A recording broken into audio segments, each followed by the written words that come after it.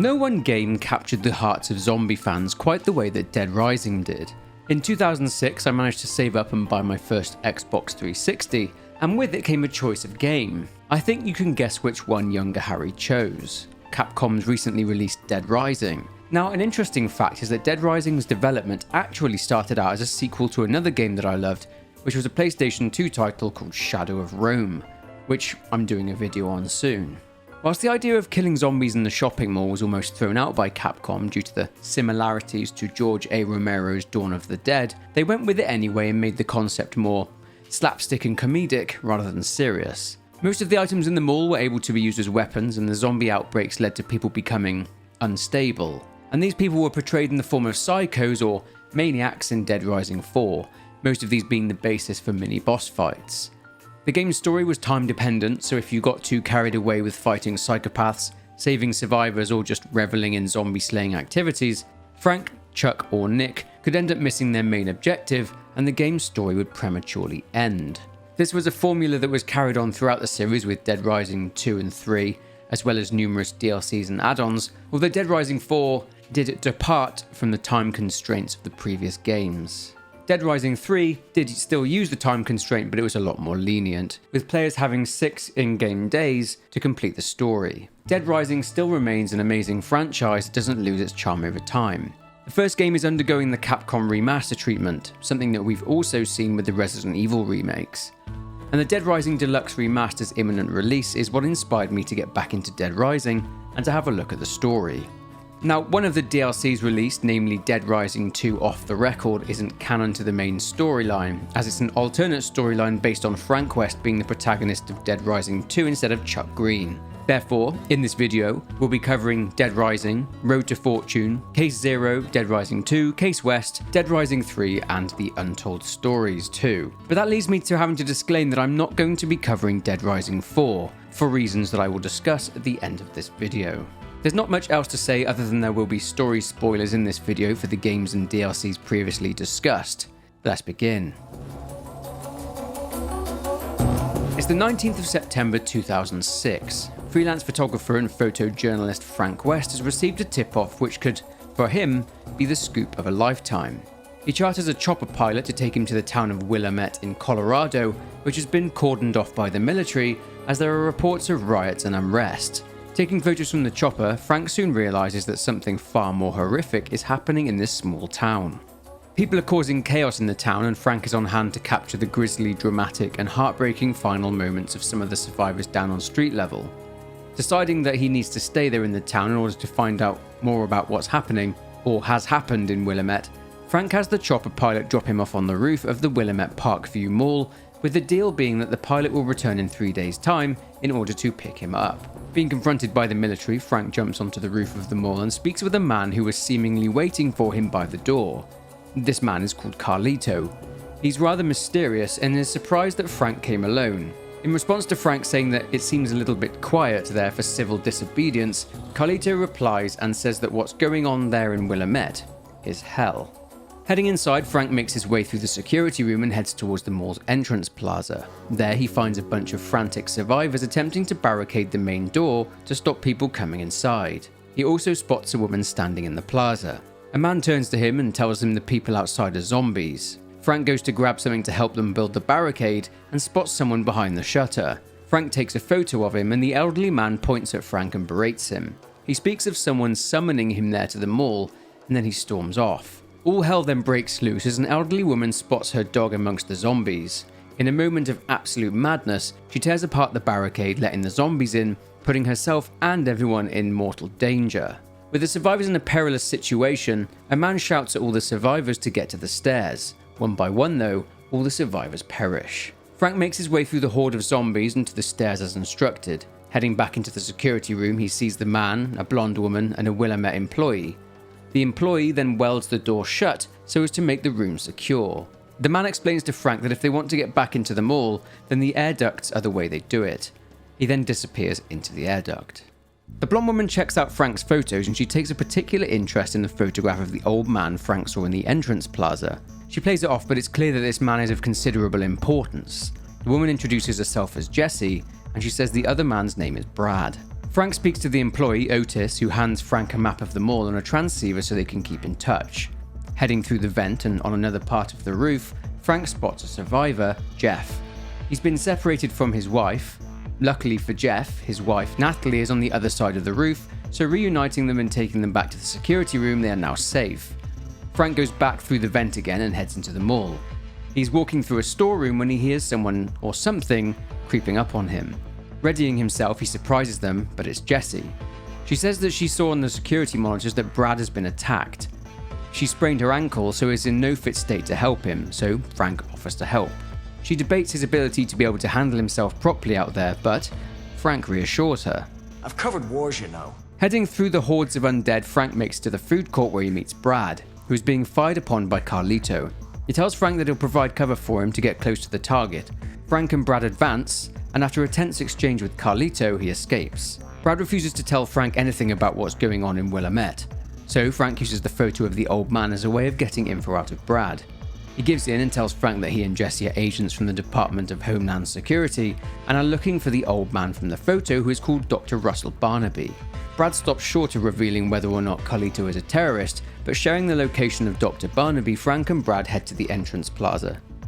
Brad tries to speak with Barnaby, but he's not willing to listen or go with them until they can guarantee a safe way out. Heading back to the security room, Frank spots a woman and an older man being terrorized by a group of escaped convicts. The convicts kill the older man, and Frank can choose to help the stricken woman or not, but either way he makes it back to the security room. Before we continue though, something happens at 7 PM. The zombies change. Their eyes start glowing red and they become way more aggressive and smarter. Frank needs to be careful up until sunrise. Frank, also on his way back, discovered a group of zombies. He was attacked by a wasp and stamping on it, all the zombies around him, well, their heads explode. A useful tool for getting rid of loads of zombies at a time. In the security room, they discuss what Barnaby wants. However, it seems that their signal to call for the help that Barnaby requested is being blocked. Frank tells them he's got a chopper coming in 3 days' time, and Brad says that if they're going to be there for 3 days, they'll need supplies, so he heads into the mall to get them. Jessie is tasked with keeping an eye on the monitors in case Dr. Barnaby is in trouble. With some downtime until his next scoop opportunity, Frank takes some time to rescue some survivors and to explore the mall. He also comes across people, humans, who have either been badly affected by the traumatic zombie outbreak and have lost their minds, or are just pure psychopaths. One of these is Kent. He's a photographer like Frank, but he's insane. He's obsessed with capturing the perfect shot, no matter how degrading and immoral. He challenges Frank to a photo competition. Another of these people is Adam. He's a man that worked in the Wonderland Plaza as a clown. He's gone crazy and juggles a couple of mini chainsaws and attacks Frank. Frank is forced to fight the guy and kills him, with his death being a gruesome one. Frank can also help save a Willamette employee that Adam was holding captive on the ride. Another psychopath Frank come across at this time is the extremely paranoid Cletus, who owns the Hunt in Shack gun shop and refuses to let anyone gain access to weaponry. After exploring and dealing with various issues and helping various survivors, Frank heads back to the security room and finds Brad arriving with the supplies. Brad tells Jessie she should get some sleep. A little later, after Jessie has rested, she spots something in the monitor. She tells Frank that before everything kicked off, someone called Barnaby and asked him to go to the mall. They spot Carlito dragging Barnaby out of the bookstore he was hiding in. Brad says they need to go and save the professor. Heading back to the entrance plaza, Frank and Brad find that Carlito, who is now shooting at them, has hung Barnaby above a group of hungry zombies. They need to take Carlito out and save Barnaby as quickly as possible. Frank and Brad manage to take him out. Carlito is wounded, but then so is Brad. Frank rescues an unconscious Barnaby. They then make their way back to the security room. With Brad resting, Jessie says that she's sedated Dr. Barnaby. She says that Brad needs medicine as he's running a fever, so Frank heads to Sion's Food and Stuff in order to get the medicine that Brad needs. Inside, he heads towards the pharmacy inside the store, but is confronted by a psychopath. It's the manager of the store, Stephen. He's got a woman hostage in a shopping cart. It's the woman that Frank saw in the entrance plaza earlier on. Stephen says that the woman was looking for medicine too. Stephen screams at Frank, saying he doesn't take kindly to vandals and for him to get out of his store, and then proceeds to attack Frank. With no other option than to fight Stephen, Frank takes him out. Frank helps the woman up, but she pushes him away, says that Frank and the others are the ones that caused this nightmare. She mentions that they ruined a place called Santa Cabeza and she runs off. Getting the medicine, Frank then heads back to the security room and gives it to Jesse, who administers it to Brad. Frank mentions the name Santa Cabeza to her, and they hear a groan from Dr. Barnaby. He was listening in, and the name Santa Cabeza resonated with him. He says that he thought Santa Cabeza was over and done with. For some reason, Barnaby seems scared that he'll go to prison. Just about to learn more about Santa Cabeza, Barnaby spots Frank taking pictures of him, so Jesse shuts the door on Frank. Frank needs information for his story and looks at the monitors trying to track down the woman he saved, but there's no sign. With more time to kill until Brad comes round, Frank is free to explore them all and help more survivors. He can run into Kent again, who looks at Frank's pictures that he's taken as part of his photo challenge, and he's annoyed that Frank is actually really quite good at photography. Wanting to one-up Frank, Kent tells Frank to meet him there tomorrow at noon. Walking into a hardware store in the North Plaza, Frank comes across Cliff. Cliff is a Vietnam War veteran who suffers from severe PTSD, and this outbreak has pushed him over the edge. He thinks he is back in Vietnam and that Frank is a member of the Viet Cong, so Frank has to fight Cliff. Beating him, Cliff lies there dying and shows him a photo of his family. He says that his granddaughter was killed by the zombies, and hearing her screaming is what pushed him over the edge. Frank can also come across a bunch of cultists calling themselves the True Eye Cult, led by the charismatic Sean. His cultists wear yellow raincoats with green masks, and are so devoted in that they will happily sacrifice themselves for their leader and their cause, which is the purging of the tainted blood in order to stop the zombie outbreak. They're taken a hostage, a sacrifice, and after Sean disappears into the cinema after Frank disturbs their ritual, and after taking out all the cultists, Frank can choose to help the hostage named Jennifer and takes her back to the security room. Frank also receives a call from Otis regarding a cop going into a woman's clothing shop with a younger woman. Going there, Frank comes into contact with Joe, a police officer who has taken a number of young women hostage and is holding them there. Frank kills her, and he can choose to help the young women out.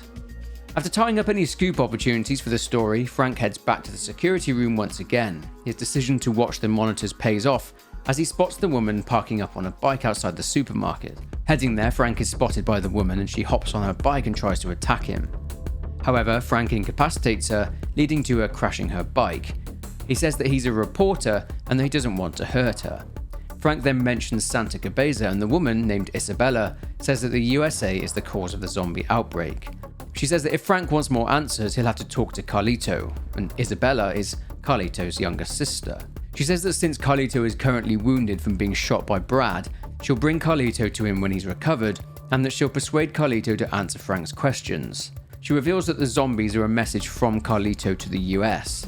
She arranges a meeting place at midnight, and then Frank lets Isabella go. Frank heads back to the security room to find Brad awake, and him and Jesse speaking with Barnaby.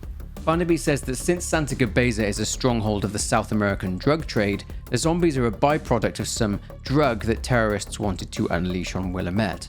Also that he analysed the drug and reported it to the government. Barnaby then starts violently coughing and then shouts out to them to get him out of there. With more time to kill, if Frank happens to wander into the entrance plaza, he finds himself in the crosshairs of a family of hunters, who seem to be unable to differentiate between what is a zombie and what is not. Shooting at Frank, he is forced to kill the entire family to put a stop to their family day out.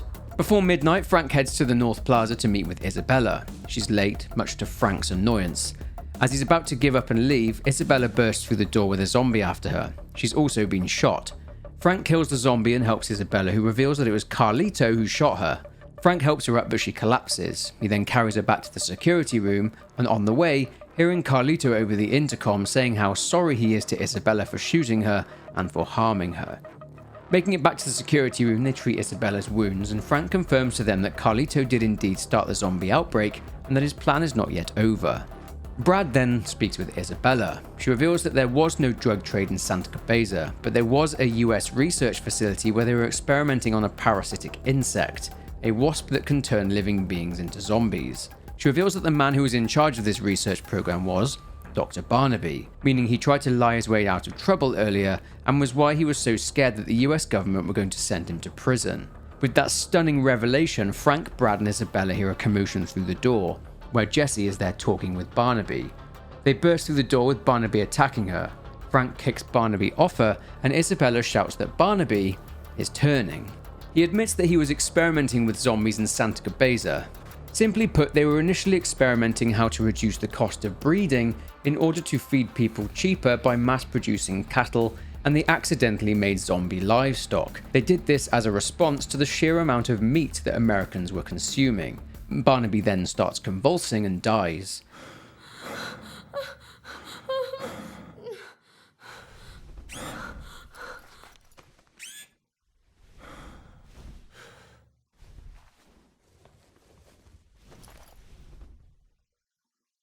One day, in my village, the people turned into zombies. Those damn wasps. They escaped from the lab. It wasn't long before they got to work. The zombies spread. The army was called in. They killed everyone.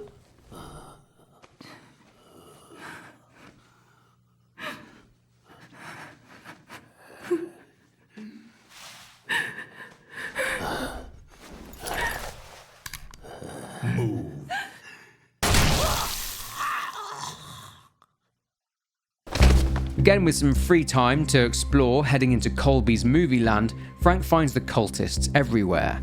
Fighting his way into one of the cinema screens, he sees Sean, the cult leader, preparing a ritual with various people tied up to be sacrificed. Fighting Sean and severely wounding him, the cult leader is impaled through the eye and dies, and Frank can choose to help all the survivors in the movie theatre and take them back to the security room. Frank can also come across Paul, a pyromaniac who has lost his mind. He has trapped two women in a store and is threatening to burn them alive. Naturally, Frank has to fight him. Defeating him sees Frank presented with a choice whether or not to save Paul, who has been set on fire by one of his own Molotovs. If he extinguishes the flames, the now calm Paul can be saved, as well as the survivors he was terrorizing. On the way back, he hears Carlito on the intercom again, talking about a last resort. Frank then receives a call from Otis, who says that Isabella wants to talk with him about this last resort that Carlito is talking about, so he heads back up to the security room again. In the security room, Isabella says that Carlito's last resort is a failsafe. His plan was to blow up the mall he was ever cornered, to fill the maintenance tunnel under the mall with flammable gas, and ignite it using 5 bombs placed in strategic locations. With time against them, Brad and Frank rush to intercept the bombs before the gas can finish filling the tunnels. Passing through Paradise Plaza, Frank sees Kent there. In his deranged pursuit of the perfect photo, this has seen him trying to capture the exact moment a person gets infected by the parasitic larvae. Holding one, he's tied up a victim and was about to infect him. Frank intervenes and kills the parasite, causing Kent to freak out and to reveal his psychotic side. He attacks Frank, forcing Frank to put Kent down. With that problem dealt with, Frank moves on to deal with the bombs.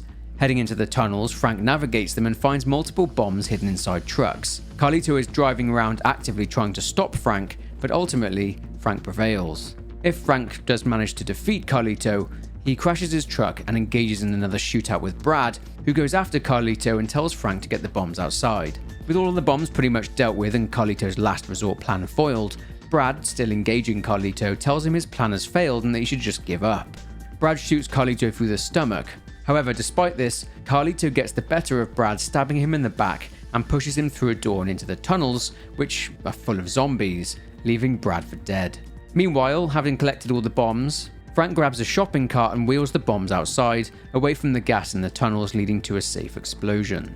Jesse says that Frank should get back to the security room. If Frank goes back down into the tunnels, he can indeed find Brad dead and zombified. In the security room, Isabella says that Carlito has got his computer hidden away. Isabella says that she can take Frank to her and Carlito's hideout in the North Plaza. Frank and Isabella head to the North Plaza, and in the roof space they now have arrived at the hideout. Checking Carlito's computer, Isabella reveals it is unfortunately password protected. Frank spots a cable which leads to a jamming device, which Isabella can only disable if she is able to log into the computer. Jessie then contacts Frank and says that she's seen something interesting on one of the security monitors. Going there, she shows an injured Carlito being dragged somewhere by a very large man. Arriving, Frank sees the man hanging Carlito up like a piece of meat. The butcher, Larry, says to Frank that he is a customer and tells Frank that it'll soon give him the best ground meat he's ever tasted. Needing to save Carlito, Frank fights Larry, and although he's very tough, Frank defeats him. Getting Carlito down, Frank tells him that Isabella has had a change of heart and is on their side now, leading to all the hope in Carlito to drain from him.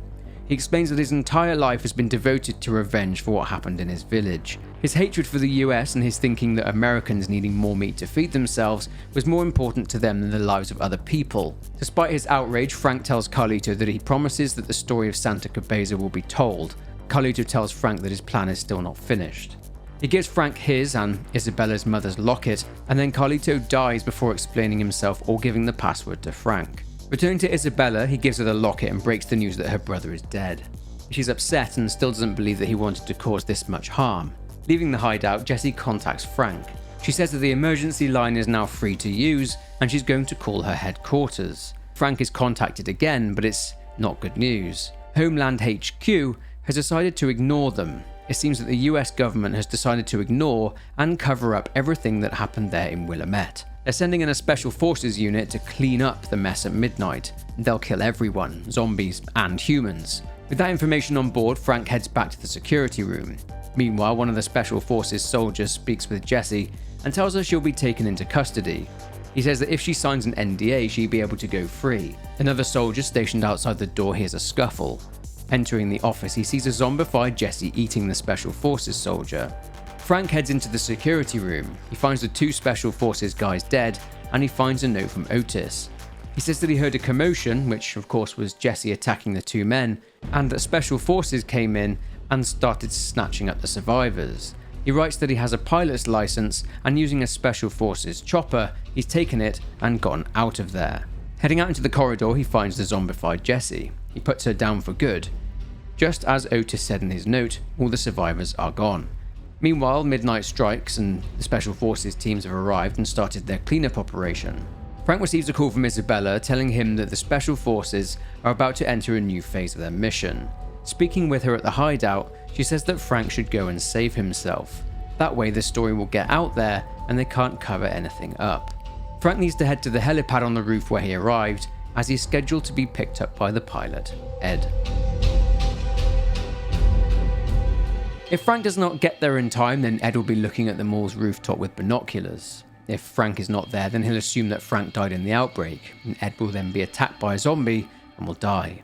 If Frank is incapacitated at any point and is captured by special forces, he is tied up and put into a chopper. He can then try and escape, but if he can't, then he's knocked out by them, resulting in hours going by.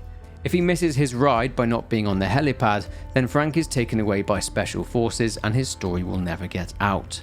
If Frank does make it to the helipad in time, then Ed, whilst looking through his binoculars, will spot Frank there on the roof and will fly over to the mall. He and Frank spot one another, but their joy turns to horror as Ed hasn't noticed a zombie aboard his chopper and is attacked. With the chopper out of control, it crashes into the park in the mall. Frank, in despair, drops to his knees and awaits his fate as zombies approach him. Okay, so they were the endings, but the Dead Rising 1 story does not end there, as we head into what's known as overtime. With Frank seemingly having accepted his fate, he is saved from a zombie by Isabella, who desperately tries to get Frank to snap out of it. He doesn't, and Frank collapses, and Isabella somehow manages to get him back to the hideout in the North Plaza. She explains that Frank collapsed because he's infected.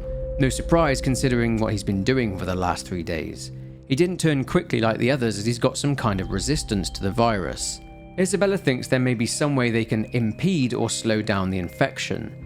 She explains that they could do this by extracting a large number of hormones from the queens, the wasps that kill loads of zombies at once, and use those hormones to make a mixture. She needs Frank to gather up a load of queens from around the mall, so with just a day left until he's a zombie, Frank avoids more special forces soldiers and quickly collects a load of them, along with a bunch of other materials, taking them back to Isabella. Isabella says that a while ago she was helping Carlito, and he asked her to find a way to suppress the parasite. She also remembers something, that Carlito, whilst researching this drug, had put a lot of his efforts into starting a non-profit organisation that was dedicated to helping war orphans, and they had 50 doses of the drug. She finds a list of those war orphans, all 50 of them, and those orphans were rehomed all over the US. Frank is angry when he realises that Carlito probably infected the children and then gave them the experimental drug, making them ticking time bombs. The generator dies, and so Frank goes to the clock tower as Carlito used it to store things there in the tunnels, and getting there he sees a load of zombies underneath it inside a tunnel, making it a no-go. He finds the generator stored in the back of the clock tower. He returns to Isabella, and with the drug concocted, Isabella injects Frank with it. She also reveals that she used pheromones from the queens in order for them to be able to pass through the tunnels underneath the clock tower, as the zombies will apparently hate the smell. Heading into the tunnel, Frank and Isabella jump in, and to their surprise and relief, the pheromones work and they're able to pass through. They eventually reach the end of the tunnel and commandeer a truck. However, there is one obstacle in their way: a tank. Avoiding its rockets, Frank drives and Isabella uses the mounted machine gun on the truck to damage the tank, bringing it to a stop. The leader of the Special Forces team, Brock, is inside the tank and he pushes their truck over. Brock then emerges from the tank. He says that he was the one that was in charge of the cleanup operation in Santa Cabeza 2, meaning that he and his men were the ones that slaughtered the people in Carlito and Isabella's village. He then sees many zombies approaching their location. Frank takes advantage of Brock being distracted and then attacks him. A fistfight takes place. Isabella manages to crawl on top of the truck. Frank manages to beat Brock, and Brock falls off the tank and into the horde of hungry zombies below, who disembowel him. Frank looks around, sees zombies everywhere, Isabella in peril, and he falls to his knees. Isabella looks over to Frank, who lets out a scream, and that is the end of Dead Rising 1. Now we will jump into the 4 comic books, part of a mini-series called Road to Fortune that will now help bridge the gap between the end of Dead Rising 1 and the next game in the series. As we saw at the end of Dead Rising, Frank was sat on top of the tank after defeating Brock. Frank grabs a machine gun and begins mowing down zombies, managing to get to safety with Isabella. In the aftermath, Frank and Isabella escaped Willamette, and the report he released caused quite the stir, and the US government ended up having to admit at least partial culpability in the livestock research program. But they went on to deny any link to the events in Willamette, instead blaming a fringe terrorist group. However, due to the saturation of news in the modern world, people soon forgot about the incident in Willamette. 2 years later, Frank wakes up from a nightmare in which, in their escape from the construction site, Isabella turned into a zombie and ate Frank. In those 2 years, a new drug had been created by a company called Phenotrans, who used Isabella's queen idea and created Zombrex, a drug that would suppress the zombification parasite for around 12 hours, and around that time another dose would need to be administered. Frank, living in Nevada, is suffering from PTSD from what happened in Willamette and is an alcoholic. He hears a report of another outbreak 50 miles outside of Las Vegas. A reporter covering the story, a Rebecca Chang, reports that she believes that this is a government conspiracy. Frank, who is a talk show host, wants Rebecca to appear on his show, so he calls his agent Clay. Frank hears unwelcome news that the ratings for his show have dropped and it's being cancelled, and that Frank's show is being replaced with reality TV. Frank screams at Clay and tells him that terror is reality. Clay then has a brilliant idea for the new show. Clay calls a man called Tyrone King, or TK for short. He pitches the idea of this new show to TK and tells him that he should be the host. Frank, on the other hand, calls Rebecca's station and says he needs to talk to her. Meanwhile, motocross rider Chuck Green is driving to Vegas with his wife Pam and his daughter Katie, as Chuck is to compete in a competition. Pam expresses her concern given what's happening with the outbreaks all around Vegas, but Chuck puts her mind at ease. After all, they need the money. A little later in Coyote Springs, Nevada, a Special Forces team have arrived there for cleanup after one of the outbreaks. Rebecca Chang is there trying to get information out of the guards, but she is eventually told to leave by the Special Forces captain, Kilduff. Rebecca then receives a call from Frank asking to meet. A woman named Stacy Forsyth, part of a group called CURE, which stands for Citizens for Undead Rights and Equality, approaches the military blockade to protest the cleanup operation. Whilst Rebecca goes to meet with Frank in the Phenotrans labs near to a place called Fortune City, one of the Phenotrans scientists, Dr. Kurno, was suspected of leaking information to Rebecca. A very large man, Harjit Singh, enters the Phenotrans director Marion Mallon's office and kills Dr. Kurno. Frank then meets up with Rebecca, who tells Frank that her contact from inside Phenotrans, who was obviously Dr. Kurno, didn't show up for their meeting. Frank recalls to Rebecca that after escaping Willamette, Isabella was immediately arrested by Homeland Security and was taken away. Frank thinks that the outbreaks have been purposely caused by the government and not Carlito's orphans, his ticking time bombs. Rebecca then reveals that she thinks the same, but that Phenotrans are the ones orchestrating the plan. Meanwhile, a Phenotrans convoy stops at a gas station outside of Las Vegas, and Harjit throws a canister of Queens out of the window, and the convoy leaves. It's time for Chuck Green's race. Phenotrans and Harjit are there, and they drop cases of Queens. The race begins, and whilst Chuck is competing, one of the Queens stings Chuck's wife Pam on her neck. Phenotrans then leave, whilst people in the arena begin to turn into zombies. This is the beginning of the Las Vegas outbreak. Chuck wins his race, removes his helmet, and sees the entire arena filled with the undead. He desperately tries to get to Pam and Katie. By the time he gets to them though, Pam is a zombie and has bitten Katie, forcing Chuck to kill his now undead wife. Chuck leaves the arena with Katie. Chuck needs to find Katie some Zombrex, and fast. Driving through hordes of zombies, Chuck finds a pharmacy. Obtaining some Zombrex, he gives Katie a dose and she's safe. For now. Frank and Rebecca meanwhile are trying to get into Las Vegas, but are met with resistance in the form of Captain Kilduff, who says that he was a friend of Brock Mason. After Kilduff insults Rebecca, Frank tells Kilduff that Brock punched like a little girl. Frank then gets a text message from someone saying that Phenotrans have secret plans and that they will share more soon. Chuck and Katie manage to escape Las Vegas, whilst Marion, Malin and Harjit discuss Phenotrans' plans for the first major harvest. After fleeing Las Vegas, Chuck and Katie stop at a gas station as they need fuel. They are in the small town of Still Creek. Seeing fighter jets flying overhead, Chuck gives Katie her dose of Zombrex. Chuck and Katie hear an explosion in the town, screaming and gunfire. Someone then steals Chuck's truck, which has Chuck's supply of Zombrex in it. Zombies show up, so Chuck and Katie take refuge inside the gas station. Chuck needs to find Katie some Zombrex, so he heads into the small town. At the far end of the town, Chuck discovers a tipped-over ambulance in a quarantine zone that has been overrun by zombies. Inside the ambulance, fortunately, Chuck finds some Zombrex. However, on the radio, he hears that backup is on the way in the form of Special Forces soldiers who will arrive by nightfall. Chuck needs to get Katie and himself gone by then. He spots the remnants of an old bike and has an idea on how they can escape, but he needs more parts. Pushing the bike part back to the gas station in a cart, Chuck heads out to find the parts. He meets many survivors in the small town who he can choose to help or not, with one particular survivor being called Dick, who runs the local pawn shop. Taking Chuck back to the pawn shop, he has a bike part for sale, a wheel, so Chuck can buy it off him. Chuck also finds bike forks, gas, an engine and some handlebars. By now it's late and the Special Forces team will be there soon. Chuck gives Katie her dose of Zombrex. A man turns up though. His name's Jed and he's the owner of the gas station. He starts making comments about how he needs to finish the job when it comes to Katie being infected, so Chuck needs to deal with him to prevent that happening. He does, and defeats the man. Chuck finishes assembling the bike. Now, depending on what Chuck's been doing for the last 9 hours, many different outcomes can happen. If he's not quick enough in gathering what he needs for the bike, then he and Katie cannot escape, and they are captured by the military. If Chuck didn't give Katie her Zombrex in time, his alarm goes off and then he realizes that he's too late and Katie is now dead. However, the true ending is that Chuck assembles the bike and he and Katie leave Still Creek whilst being fired upon by the military who had just arrived. Later, after leaving, they come across Chuck's stolen truck. The man who stole it is dead.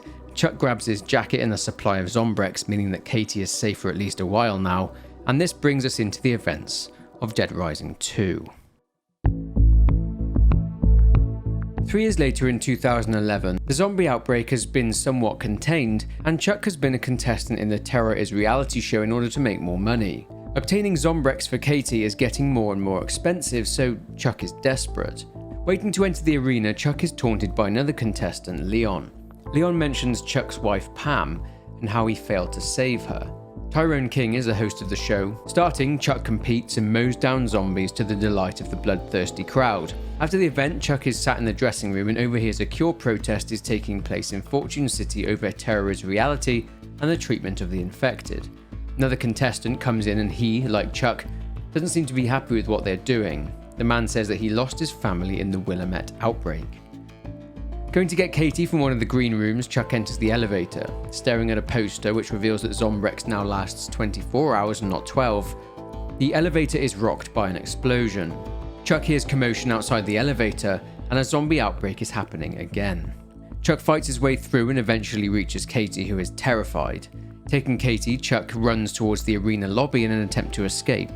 Heading outside amongst the chaos and people being eaten and attacked by zombies, Chuck spots a sign for an emergency shelter and they just about make it inside. The security guard named Sullivan sees that Katie is infected, but Chuck assures Sullivan that he's got Zombrex on him, even though the box is actually empty. Sullivan says that he hopes Chuck has a lot of it, as rescue won't be arriving for 3 days, as the military need to quarantine the entire city first. Using the security room as a safe place, Chuck tells Katie that they still have time to get some Zombrex. The leader of Cure, Stacy, is there, and she says that she knows where Chuck can get some. There's a pharmacy in the Royal Flush Mall. Stacy gives Chuck a radio for them to stay in touch in case he finds a way out. She'll keep an eye out using the monitors and will let him know if she spots anyone that needs help too. Finding an air duct, Chuck heads back into the mall and to Roy's Mart.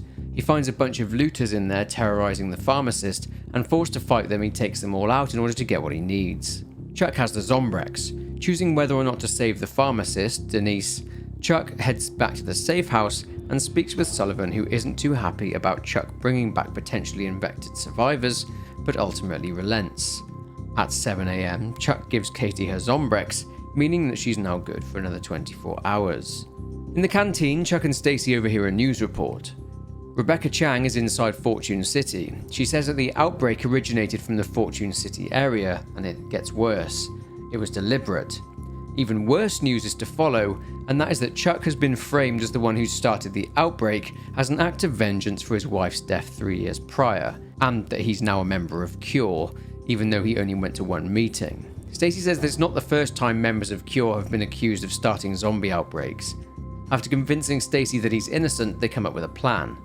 They have 72 hours to find evidence to clear Chuck's name before the military arrive for cleanup. Chuck first needs to track down Rebecca Chiang and discover her source for the video footage for who planted the bomb. Stacy says she saw Rebecca heading for the hotel, so Chuck heads out. Arriving at the hotel, Chuck finds Rebecca's press pass on the floor and is saved from a zombie attack by her. She expresses her shock that he is still there at the mall.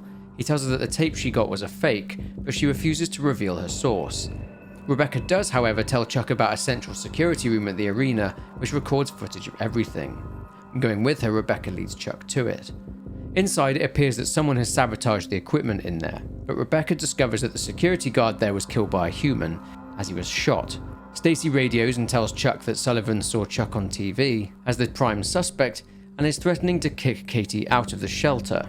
Making his way back, Chuck speaks with Sullivan and manages to get him to back off by telling him that he's innocent and that someone is framing him. Rebecca shows up too, but their conversation is a little frosty, on account of Rebecca naming Cure as partially responsible for the outbreak. With some time to go before the next lead, Chuck rounds up some survivors and takes them back to the safe house. He can also come into contact with some very unstable individuals. One in particular is called Ted. Ted attacks Chuck when he enters the Yucatan casino and drags him to his friend Snowflake. Snowflake is a tiger. Ted doesn't want to feed Snowflake tainted zombie meat, so Ted needs humans. A fight ensues, and whilst avoiding Snowflake, Chuck takes out Ted, and although Chuck can kill the tiger, he can also tame it using stakes, and give the tiger to Katie as a gift. Anyway, after all that fun and drama, Chuck heads back to the safe house. In the security room, Chuck spots something on the monitors. They spot people moving equipment in the maintenance tunnels, and Chuck goes to check it out. Arriving, he spots TK down there with a bunch of mercenaries who fire on Chuck after he stupidly gives away his position. Chuck takes them all out and TK takes off on the train. Grabbing a bike, Chuck goes after him and boards the train, fighting his way across it.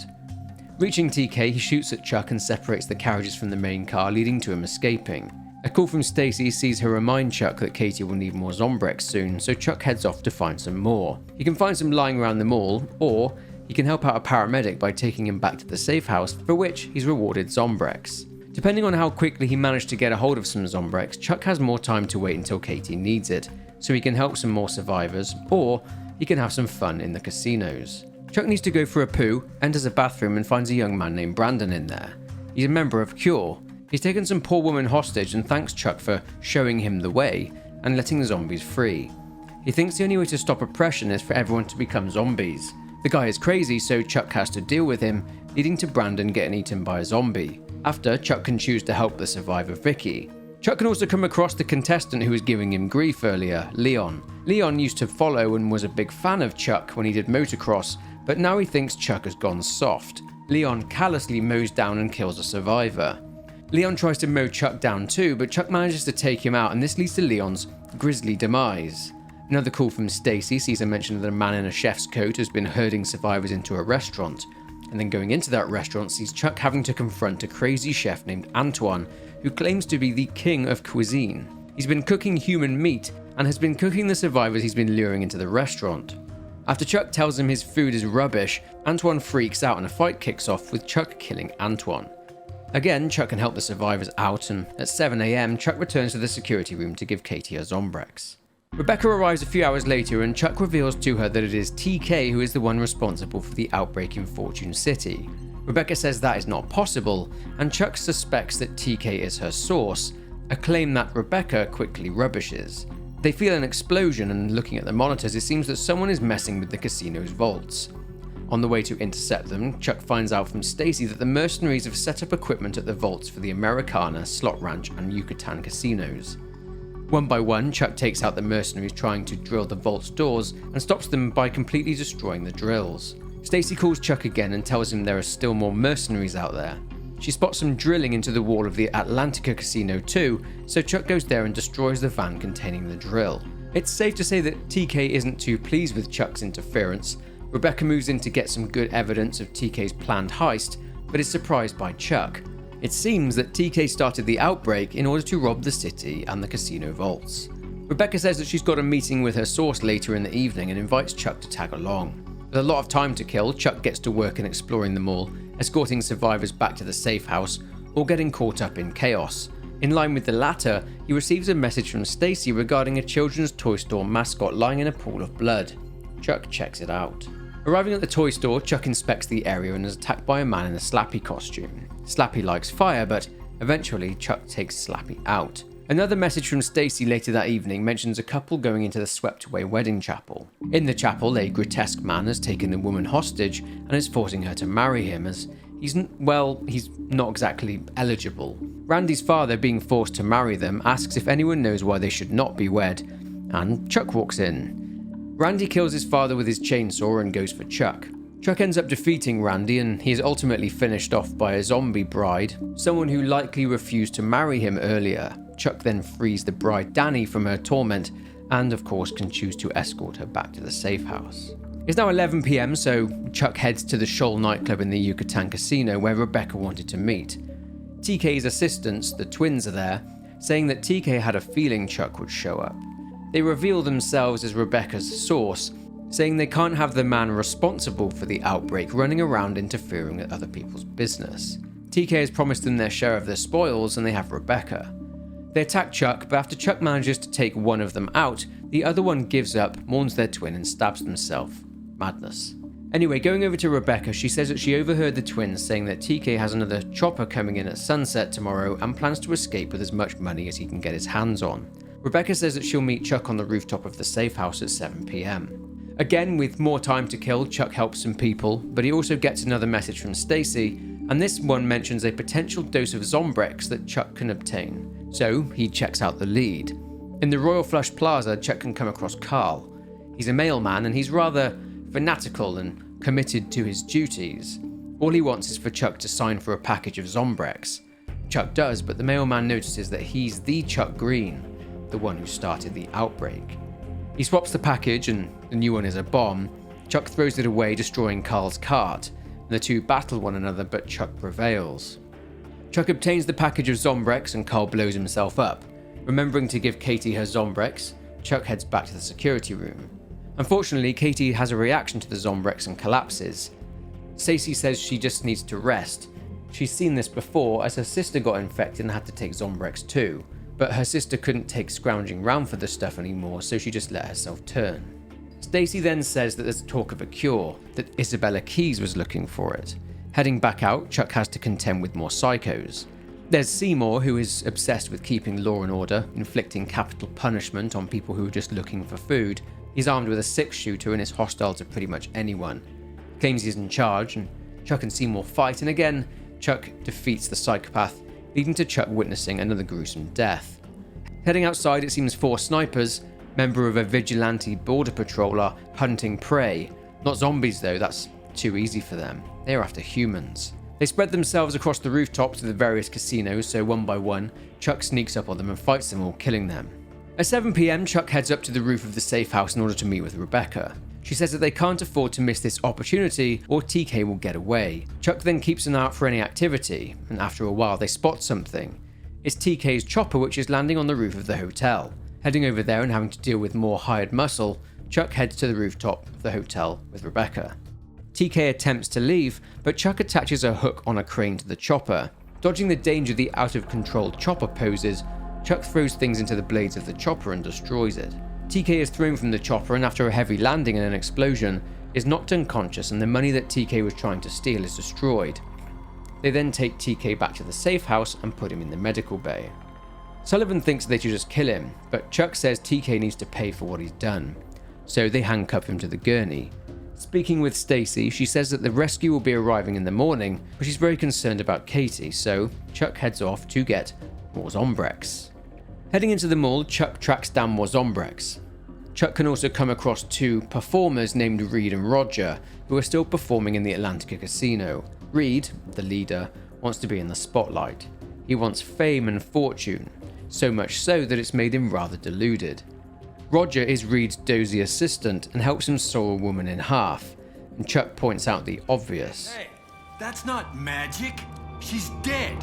This leads to Roger and Reed attacking Chuck and he has to take them out too. After they're dead, Chuck heads back to the safe house and the rescue is about to take place. It's time for Katie's last Zombrex dose before the rescue takes place, and at 9 AM the rescue is about to happen. We're at the first checkpoint. Raise the bridge.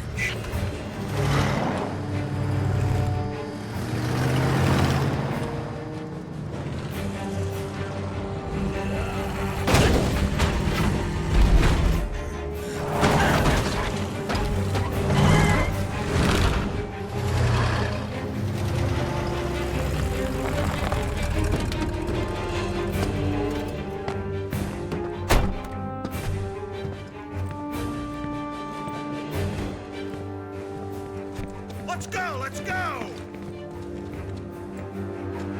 Ready to kick some ass, ladies? You know the drill. First we mop up, then we grab the survivors.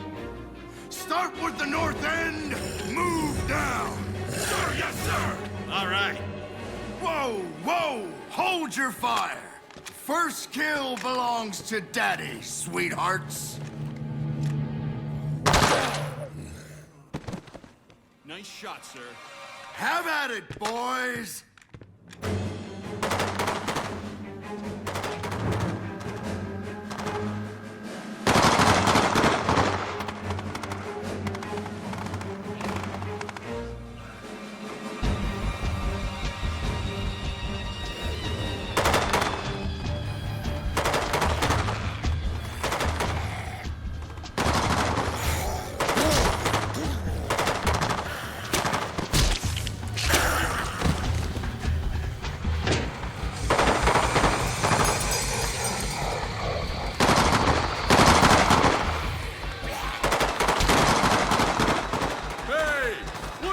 Waste ammo!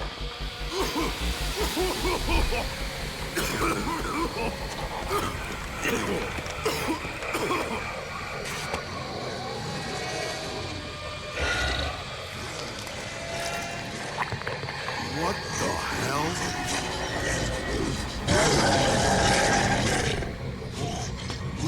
Come on! Drop, you son of a bitch! Come on! Ah, my face! Oh God, it burns! It burns! Oh! Hold still, man! I'll shoot it off!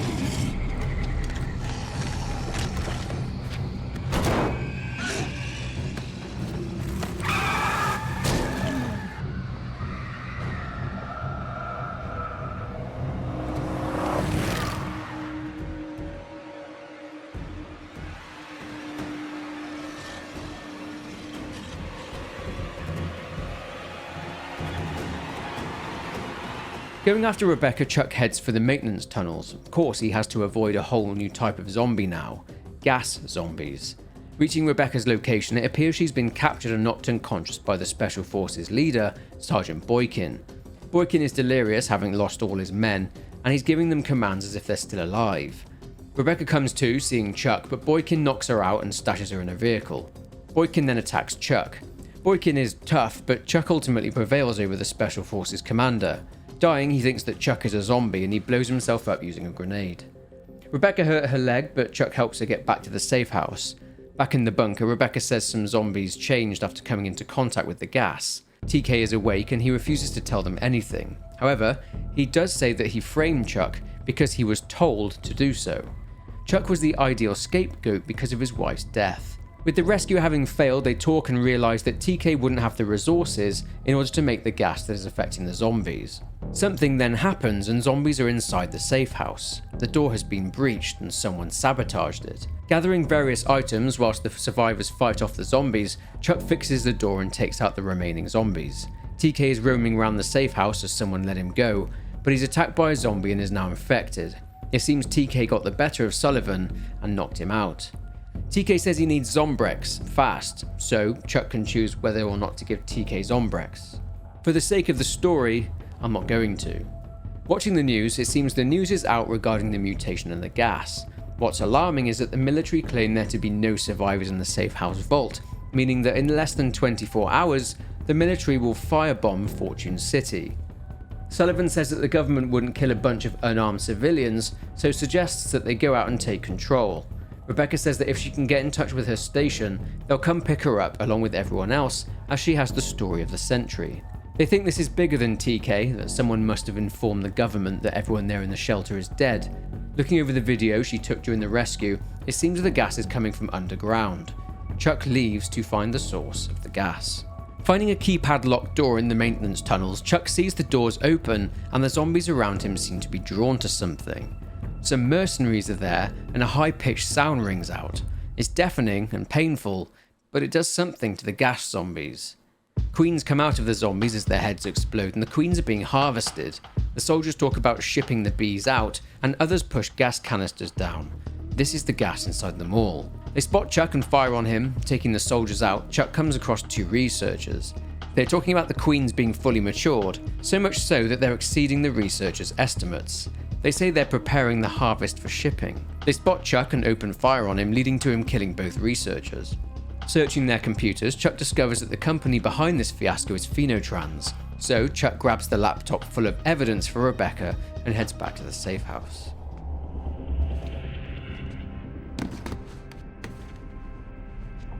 It's Phenotrans. They're the ones behind everything. Phenotrans? But they make Zombrex. You two just calm down a minute here. This one's been feeding us claptrap since you all got here. Now look, we're all under a lot of stress. Seeing things out of the corners of our eyes, imaginary stuff. There's nothing imaginary about this.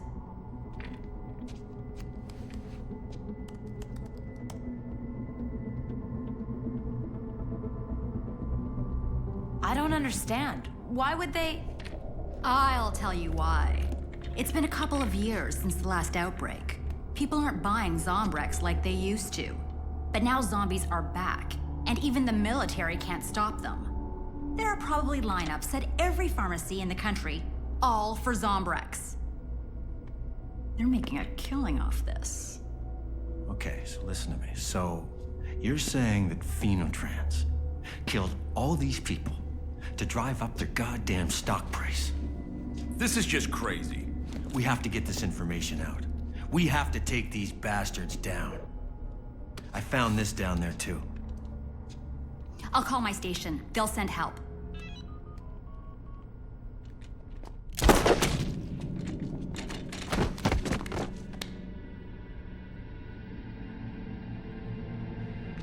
What the hell? Looks like you finally got your story. Too bad you won't be getting that award, though. You bastard. You're on their payroll. Yeah? You were supposed to die in the outbreak, Chuck. All of you were supposed to die. But don't worry. The firebombing will fix all of that, so no one will find the bullets in your bodies. I didn't want it to go down this way. Although I have to say, I am gonna enjoy this. I knew you were the bad guy! Kids say the cutest things, don't they?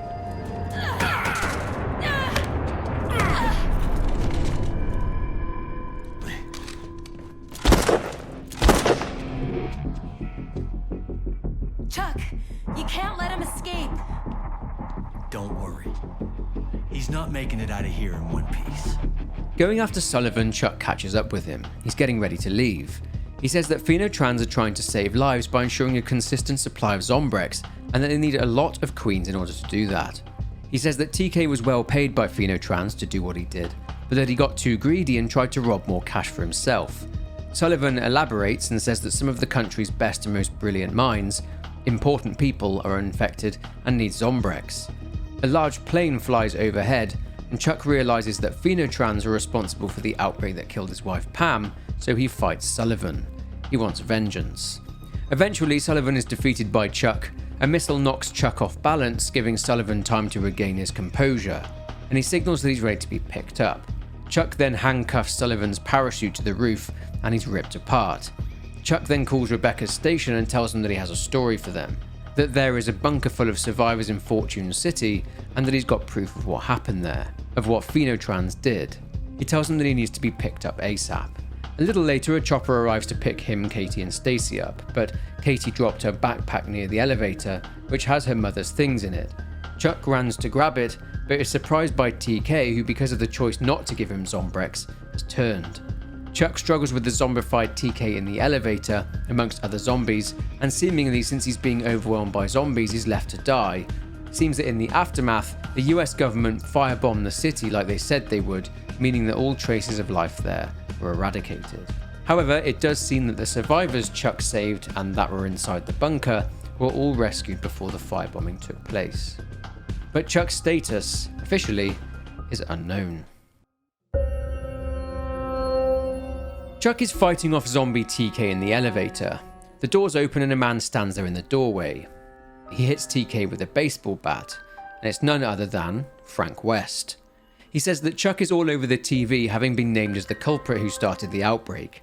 Telling Frank he was set up by Phenotrans, he informs Frank that Rebecca is dead, shot dead by a Phenotrans agent, Sullivan, and this news makes Frank upset. Nonetheless, Chuck needs to clear his name, and Frank says he has an idea. That he has a source that has told him about a Phenotrans facility to the west of Fortune City. Remember the text message Frank got during Road to Fortune? Well, it's that source. They need to head there, so after Frank injects himself with Zombrex, they head towards the facility. Arriving, they scout the area and see a vent that they can enter. Getting stuck in the vent, they fall out of it and into a container, which contains loads of zombies. They grab whatever they can find as a weapon and start swinging. Eventually, the doors open and they escape through the container. In the shipping office and taking out a load of Phenotrans security guards, Frank accesses a computer and makes contact with his source. The source sends him a map of the facility, which contains facilities used to harvest. The source needs Frank and Chuck to enter a bunch of access codes all over the facility, and then that will give them access to information about the facility, including security footage. All valuable evidence if Chuck is to clear his name. They hear the Phenotrans director, Marion Mallon, giving an address about the importance of the work they do there. Chuck and Frank head off through the facility and input the access codes, giving the source access. Heading back to the shipping office, Frank says that they should give his source time to download any evidence and meet up with him later. But Chuck says he needs proof of his innocence before he'll leave. So Frank contacts his source, who says they want to take Phenotrans down just as much as Frank and Chuck do. With no choice but to wait for the source to come through, Frank and Chuck can choose to help survivors, researchers for Phenotrans. They thank them both for their help before leaving the facility. After waiting a while, the source says that the director's office should contain the evidence that Chuck needs in order to clear his name. They need a key card, so they track one down. Using it, they enter the director's office and Chuck finds blueprints of Fortune City's underground, along with a harvest projection. Frank says that for a while, Phenotrans has been telling people that the Zombrex drug is completely synthetic, made in a lab. He says that if you run out of zombies, you can just make more of them. Phenotrans have been kidnapping people who people wouldn't really miss. Prisoners, homeless people, which explains the missing persons reports. Frank is raging and throws a pack of Zombrex, tripping a laser and putting the facility on alert. They're confronted by two members of a hazard unit who they duly take down, and heading back to the shipping office, Frank and Chuck check in with the source. They say that they've got Frank's evidence, but that they've been trapped inside a secure lab, and surprise surprise, they need help. All they can do now is wait for the source to override the main lab's doors. After waiting a while, the source makes contact again, but they haven't been able to open the doors, so Frank and Chuck need to cut the power. The source mentions C4 in the security tower, so going to grab both the C4 and the detonator, they both then head for the generators, set the C4 and kaboom. They then make their way to the secure lab to meet with the source. Power has been restored. Thank you for your cooperation.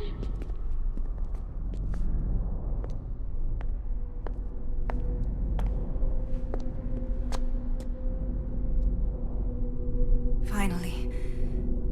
You made it. Isabella? You're my source? Isabella Keys? It's been so long, Frank. You work for them? Frank, I work for them. Yes. But it's not like you think. I was forced to do it. It was that. Or go to jail. So all this time you knew Queens were a key ingredient? You've been helping them? I've tried to make a synthetic. They stole my work. I have been working on a cure. I was so close. I must get out of here and continue my research. Oh, my dear. I'm afraid that will never happen.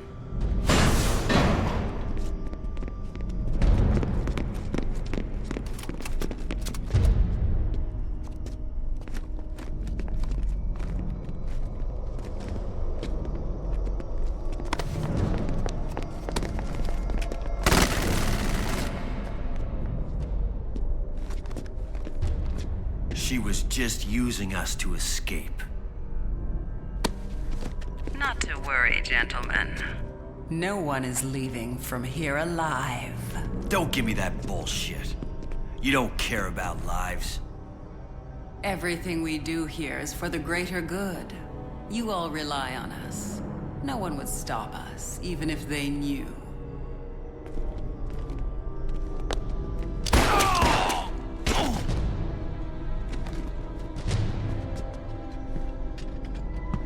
Isabella! Kuti!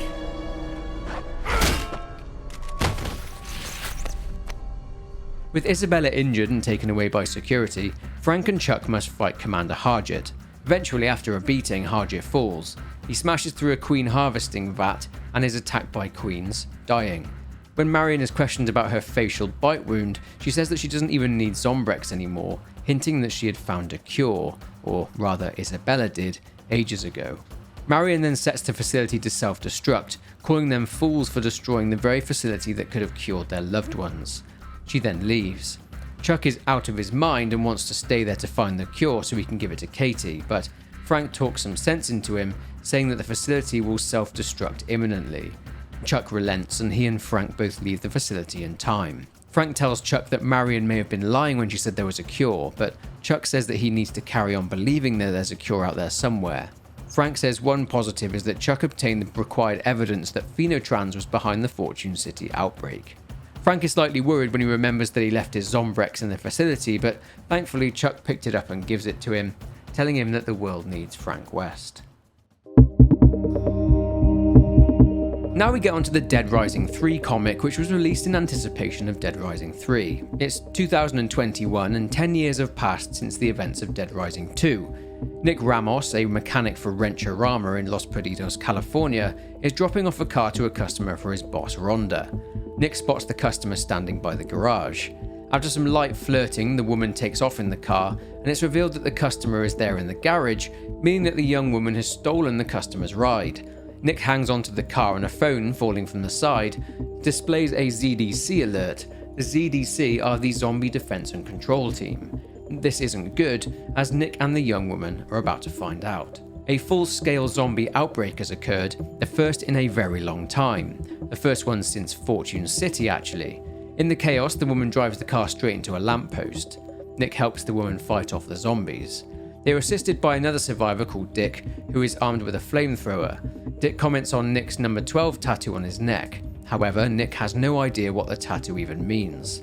The young woman introduces herself as Annie, and the three of them stick together with the aim of finding a way out of town. But it's not to be, as their way out of town is blocked off by the ZDC, who say that they are being quarantined. Annie shouts at the ZDC agents and mentions Zombrex chips, which in 2017 were fitted inside the bodies of the infected in order to help the ZDC keep track of the infected, and the chips would administer regular doses of Zombrex too. Anyone not chipped and still infected are called illegals, and by extension are wanted by the ZDC. Suspecting that Annie may be an illegal herself, Dick shoots fire at the ZDC agents, giving Annie, Nick and himself a chance to escape. Heading back into the city, the trio find zombies running amok through the streets of Los Perdidos while the military bomb the city. Nick, Dick and Annie are caught up in the chaos and are scrambling to escape. They are then picked up by Rhonda, who turns up in her big rig, and all four of them then hide out in a diner, and this leads us into Dead Rising 3. Special Forces Commander Adam Kane is on board a chopper with his men and is heading into Los Perdidos. He tells his men that he has a direct order from the Secretary of Defense, General John Hemlock, to capture the US President and to kill any illegals they find. During their flight in, however, their chopper is shot down by a group of bikers who, since the outbreak started, have been taking advantage of the carnage by causing big trouble of their own.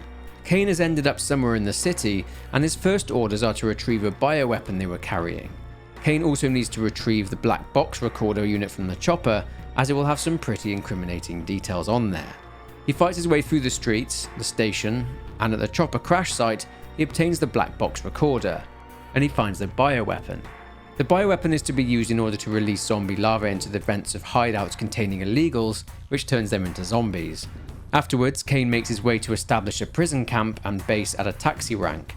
After clearing it out and firing a flare to signal teams to move to the new base, they move in. Kane is then sent to retrieve the supplies from Charlie Unit, and reaching the supplies it seems that Charlie Unit are all dead. Kane drives the supplies in the Armadillo APC back to the base. Finally, Kane is to go and capture President Paddock.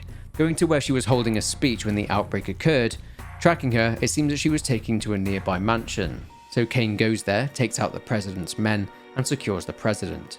But this is where we leave Adam Kane's story for now, as it crosses over into the main story. Now we see the perspective of one of these illegals, a woman named Angel. She's hungover, and at an illegal's safe house in the Sunset Hills High School, a man named Doug Trent asks her to investigate a yacht which has crashed into Central City. Thinking there are either supplies or survivors, Angel heads out. Arriving at the yacht, she doesn't find anyone, but she finds a med pack. Doug then tells Angel that the crew in South Almuda cut communication, so she needs to go check it out. She reaches the safe house but discovers a bloodbath inside. The military have killed all the illegals in there, save for one, Winnie, who Angel runs after. Catching up with her, Winnie tells Angel what happened, but then Doug calls again, telling her that the high school is now under attack by the military. She arrives and helps out by killing the invading soldiers, and this allows the illegals to escape the school. Doug arranges to meet with Angel at the Los Perdidos Communications Tower, as its location has been earmarked as a potential new base. Meeting Doug, Angel helps Doug clear it out. Angel is sent on a quest to find the food truck and to take it back to the safe house, on the way collecting weapons caches across the city. Doug then asks Angel to meet him at the courthouse as he has an ambush plan for the military. Angel and Doug manage to get one of the soldiers to tell them that survivors are being taken to Central Storage. She then rescues the captives at Central Storage, telling them to find safety at the communications tower. Angel looks up and knows that the military are keeping tabs by their cameras, so she says the safe house location for the survivors is the Burgess Dawson Hotel, instead of the real safe house location, which of course is the communications tower. The soldiers inevitably turn up and she sacrifices herself, killing as many of the soldiers as she can before she herself is killed. Now we jump into the main story of Dead Rising 3. 3 days have passed since the outbreak in Los Perdidos. A passenger plane is flying over Los Perdidos, and the co-pilot says to the pilot that with an outbreak that size, Los Perdidos should have been declared a no-fly zone. Turning to the pilot, he doesn't look well at all. He comments how he got stung by a weird bee whilst they were on the runway. He thinks that he may be allergic. He continues to cough, and the pilot says they need to land the plane as soon as possible, as he realizes what's happening to him. The co-pilot says Los Perdidos is full of zombies, and the co-pilot then pulls a gun on the pilot. Meanwhile, on the ground in Los Perdidos, Nick is coming back from a supply run. He's injured, but it's not clear what happened to him. He has to make his way back through a military cordon and a quarantine area to try and find a way out for his fellow survivors. The military are also considering all escapees from the city as a threat and will shoot on sight. Heading through the quarantine area, the holding areas are filled with zombies, and the area itself has been completely overrun. Unfortunately, there's no exit out of there, so escaping the city that way is a no-go. Running back through the quarantine zone, Nick emerges outside and has to run from more zombies. He jumps down and lands awkwardly, knocking himself out. He comes to and pushes on. He spots the plane from before, hurtling towards him, and he has to evade it as it smashes into the freeway, causing a massive explosion. Picking himself up, Nick needs to get back to the diner, so he moves on through the hordes of zombies. Going through the sewers, Nick makes it back to the diner. Annie says that they need to get out of the city. An alarm starts beeping, and that signals Annie, since she's an illegal, needs to take her Zombrex so she doesn't turn. Rhonda has a go at Annie and says that she should have just got Zombrex chip like everyone else. Annie responds that the ZDC chip people for nefarious reasons, but Rhonda isn't having any of it. Dick inadvertently activates the jukebox, drawing the zombies outside to the noise. They now have a situation on their hands. 2 survivors in the diner freak out after seeing a zombified police officer shooting his gun, and for some reason run outside to their deaths. With the diner no longer safe, Rhonda says they can go to her garage in Ingleton. Annie doesn't agree with that plan, saying that people are waiting for her, so she grabs a bat and leaves. Nick cobbles together a weapon, they find a car and drive to the garage. Arriving, they set up a safe house. Rhonda needs to fix the TV, so sends Nick off to find stuff, and Nick finds a ZDC transceiver. He answers a call from a random person who is in a surveillance room at the ZDC. He says that he'll radio Nick if he sees other survivors that need help, or if he sees anything out of the ordinary. He informs Nick of a nearby safe house which was used by illegals. It's full of zombies, a direct result of the lava that Commander Kane let into the safe house. After clearing it out, Nick can use it as a safe house for himself. Nick can also find some survivors who he can help out, such as finding some paint for Anna, and then escort them back to a safe house. Back at the garage, Rhonda has gotten the TV working. The news report talks about the missing president, kidnapped by Kane's team, and it shows a press conference taking place with General Hemlock. He says that they don't know the cause of the outbreak, but he blames it on an unshipped illegal turning and starting it. And he says that in 6 days, the military will firebomb the city in order to eradicate all life, zombies and humans. The news reporter says that any survivors need to get to Production Bridge, where a quarantine station is located. Nick fashions together a junk truck that can take them to the bridge. Getting to the bridge checkpoint, they find that everyone there is dead, as they've been killed by a biker gang. The bikers attack Nick and take Rhonda, forcing Nick to take a load of bikers out. Thinning out enough of them, their leader comes out and joins the party. Nick takes him out too. Nick falls to his knees, distraught, as he's killed zombies before, but not other humans. Heading off to leave to go back to the garage, they are fired on by a member of the military. However, it turns out that Nick knows the guy. It's his childhood friend Diego. Diego realizes it's his friend and stands down, apologizing. He says that his entire unit is dead, and his unit was the one that was supposed to protect the president when opening the museum. Diego mentions a plane, that it needs fixing, and that Nick, being a mechanic, can fix it. He says that an old collector had a military plane. It needs some work doing and some gas, but they can fix it and use it to fly out of the city before it's firebombed. Diego drops the keys for the plane, and Nick goes to pick them up, but he's bitten by a zombie. He's infected. Rhonda says that Nick needs Zombrex right away or he'll turn. Rhonda says she'll go with Diego to the plane, and Diego tells him where they're going and to meet them there. Rhonda says the best bet for finding Zombrex is a crematorium, as the morgues there keep an emergency backup supply of Zombrex. Heading through the crematorium and into the morgue, Nick comes face to face with a very large man named Gary. He too is looking to get into the crematorium. He says he's doing a job for his boss, who is some kind of big shot around the area and helps people who are desperate. He needs to get inside to get a body for his boss. Nick is smaller than Gary and more mobile, so he asks Nick to help him get inside, and Gary will show him where the Zombrex is. Nick makes his way inside via the roof and lets Gary in. Clearing out the chapel and heading into the cold storage, Gary and Nick look for the body. They find the body they are looking for, a Nicole White. They find her in a back room and she was ready to be incinerated. The girl looks remarkably like Annie, so much so that momentarily Nick believes it is her. Unfortunately for Nick, the emergency Zombrex supply is all gone, and Nick slumps to the floor in despair. Gary offers to shoot Nick before he turns. Nick agrees. Gary fumbles though and the gun jams. He ends up tripping over and shooting the dead body of Nicole White, and that was Gary's last bullet. Gary, and Nick, are shocked to see that Nick's wound is actually starting to heal itself and isn't festering like a zombie bite usually would. Gary suspects that Nick probably doesn't need Zombrex. They load the body into a hearse and Nick drives it to Gary's boss's club in Ingleton, whilst Gary stays behind to find something. Inside the club, Nick turns on the TV and hears a news report that says that quarantine areas are successfully chipping and evacuating survivors from the city. A little later, Gary shows up. His boss throws him through the door, with Gary asking his boss how the hell is he supposed to know where she is. Gary wants Nick to help him find the right girl, to which he declines, and Nick questions why Gary doesn't want to just get out of the city, to which he replies that he's not got anything left. Gary recalls that Nick thought Nicole White was called Annie. Gary wants to know who this Annie is and wants Nick to go find Annie and take her back to the club. Gary promises Nick fuel for the plane and whatever he needs. Problem is that Nick is sweet on Annie and can't betray her like that. But they are in a predicament and need to get out of the city. Nick says he can ask his boss if she knows where Annie went to. At some point on his way to where the plane is, a mysterious man calls Nick and says that he's seen a strange individual. Going to the Zen garden, he sees a man named Ji. He has lost his mind and is tired of loud people, zombies, disturbing the peace in his Zen garden, and is hostile towards Nick, forcing Nick to defeat him. Anyway, getting to the hangar where the plane is, Nick meets up with Rhonda, Dick, and Diego.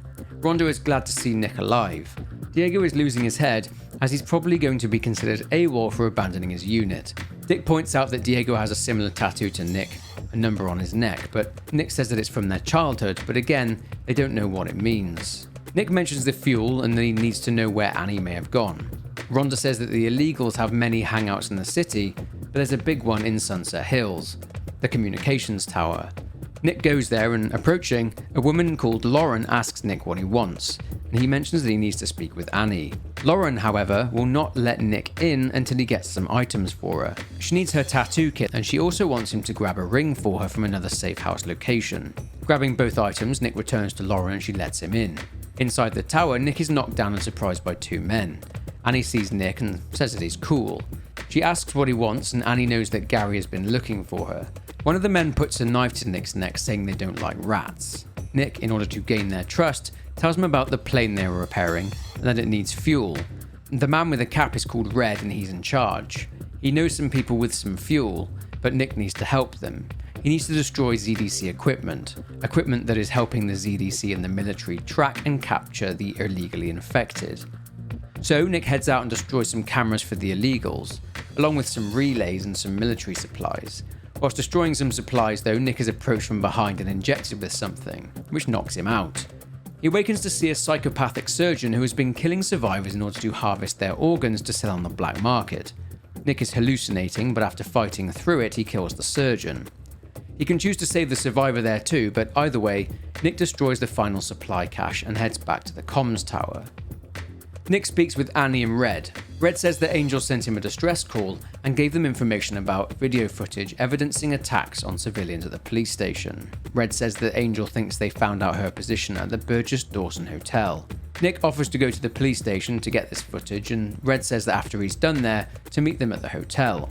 Arriving at the police station, Nick spots some special forces soldiers in there, along with Hilda, a police officer who has been at the side of General Hemlock in his press conferences. A soldier gives Hilda the camera footage that Nick needs. Two survivors walk in, one wounded, and the soldier kills the woman. Hilda, slightly aroused by the whole situation, breaks the surviving male's neck. Nick rather stupidly exclaims and tells them they murdered those people, as if they'd care, and then with more soldiers showing up, they also attack Nick. Taking out the soldiers, Nick goes after Hilda, as she has the footage he needs. So he fights her along with more of her soldiers, eventually defeating her and taking the footage from her. He then heads to the nearby hotel and meets up with Red and Annie, who inevitably find Angel dead after she'd sacrificed herself with the illegals to be able to get away. Nick tells Red and Annie about Hilda being associated with Hemlock, which means the government are killing survivors, and then he hands the data stick over to Red. Annie wants justice for Angel's death, but Red is starting to lose faith and questions what the point is in fighting anymore. Red says to Nick that he'll sort the fuel out for him and to meet him at the tower in a couple of hours. Rescuing more survivors, Nick gets a call from the mysterious man who says that he's spotted a large woman going into a restaurant in Ingleton. Going to the restaurant, Nick sees a man there who warns him to keep quiet, and Nick slips on what seems to be vomit on the floor. An obese woman named Darlene on a mobility scooter has been eating as if she's terrified of going hungry, and she's unwilling to share the food with anyone. The man there tries to take some, but Darlene goes mental and stabs the guy to death. She goes after Nick too, forcing Nick to take her out, leading to a rather disgusting death. Nick goes back to the communications tower, but Red is not there yet. Annie is there though, and unfortunately Gary has followed Nick to the tower and pulls a gun. Gary attacks Nick and then tries to take Annie, who is feeling slightly betrayed by Nick. At that moment, those special forces show up. They knock Gary out, take Annie away, and then Nick is knocked out too. Nick is brought round by Red later on, and Nick tells him what happened. Red says that the military have been setting up a prison camp at the taxi rank in Ingleton. Red asks Nick to meet him opposite the taxi rank. On his way there, Nick can have the misfortune of receiving another call about an individual in a sex shop. This is Dylan, a sexual deviant who has taken many survivors hostage in order to torment them. Nick can defeat Dylan and save the survivors if he so wishes. Nick, as arranged, meets Red at the agreed spot, and they survey the area. Red says that Nick can choose to go in however he likes, but they need to find a way to cut the power. Whatever strategy he chooses, Nick gets inside and sneaks into the headquarters. Inside, he sees Marion Mallon. Yep, Marion Mallon of Phenotrans. You cannot proceed with the destruction of the city while I'm still searching for him. I want my full 6 days, as you promised. It was never the primary purpose of this operation. As your commander-in-chief, I order you to release me! It's wonderful news that we found you, Madam President. Because you see, we really needed a body.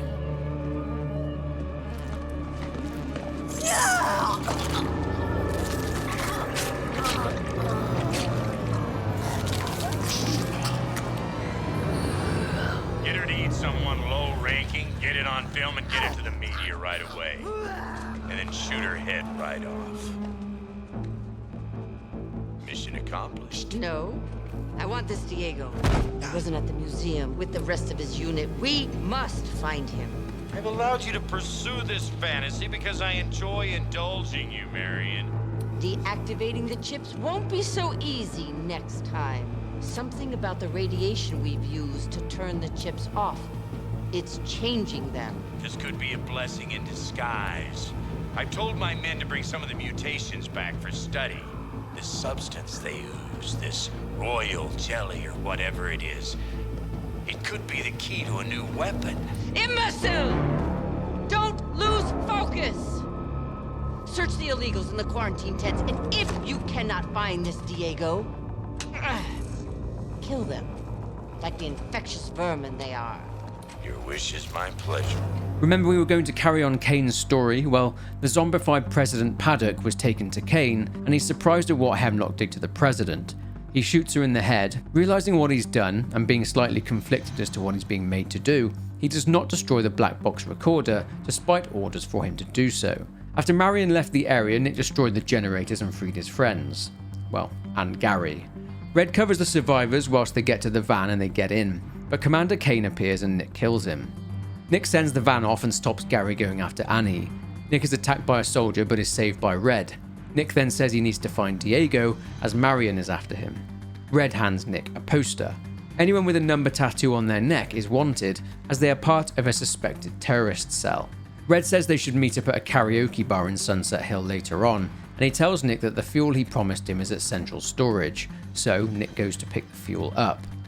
Opening one of the storage sheds, Nick is surprised by a very strange looking zombie. This thing is like a walking beehive. Some soldiers show up talking about how this one is one of the new mutations, and that it's Hemlock's top priority.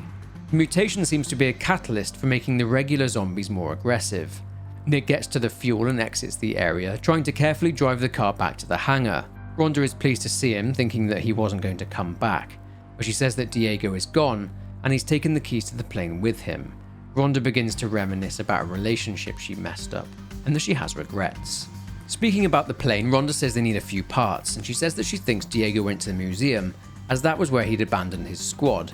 He wants to atone. Nick tells Rhonda and Dick that the president was killed by Hemlock, but they are confused as to the reason. Nick then leaves in order to find Diego. Arriving at the museum, Nick encounters Diego out of his mind. He locks himself and Nick inside the museum, dons a spacesuit, and thinks that he's an astronaut. Disabling his jetpack, Nick is able to defeat Diego and beat some sort of sense into him. Diego mentions a phrase that he heard from his mother growing up, the only thing he remembers. Nick says that he vaguely remembers that phrase too. Diego says that he wants to show him something. I saw something in here that really scared me, man. Like, really scared the crap out of me. Come on. That guy looks familiar. Carlito Keys? Yeah. Well, he was the terrorist that caused the outbreak in Willamette back in 2006. His sister Isabella helped him. They brought the parasite from Central America. Whatever happened to him, huh? Huh? He died there, I guess. It says she disappeared right after that. Man, they were supposed to have this shit under control after Fortune City, man. I thought those Zombrex chips were supposed to keep everybody in line. Now look at this. Huh? You see this? This really scares the crap out of me, man. This zombie is reported to have begun the Smithville outbreak in 2007, the first outbreak to occur after Willamette. Now look at his neck. No, holy crap, man! No, what does that mean, man? I don't know, right? What the hell? Oh, shit. Okay, look, we need to focus on the problems that we can solve first, okay? Let's get the hell out of town and then we'll figure out what's going on. You still have that key, right? Oh, shit!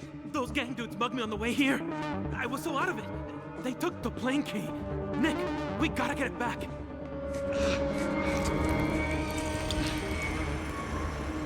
What is it, bro? Nothing, man. Nothing. It's all good. Let's just go find those keys now. As a side note, it was reported that after Chuck Green cleared his name, TK was blamed for the Fortune City outbreak as he wanted to loot the city's cash, and Phenotrans got off pretty lightly. With Diego acting really strange, he and Nick go to track down the plane key. Returning to the hangar, Rhonda is relieved to see them both back, and she's finished putting her own personal touch on the plane. Nick and Rhonda talk and she's concerned about Diego, and he's continuing to scratch his itching self. Nick says that Diego is fine though. A radio report reveals that General Hemlock is extending the martial law to the entire eastern seaboard due to the threat of contagion. Rhonda says to give her a few hours to figure out where they can get the parts that she needs for the plane. Whilst waiting, Nick can receive 2 calls from the mysterious man on the radio. First, Nick is given information about someone in a gym. Going there, Nick meets Jerry, a former bodybuilding champion. Nick mistakenly refers to her as Sir multiple times, leading to her attacking him and Nick taking her out.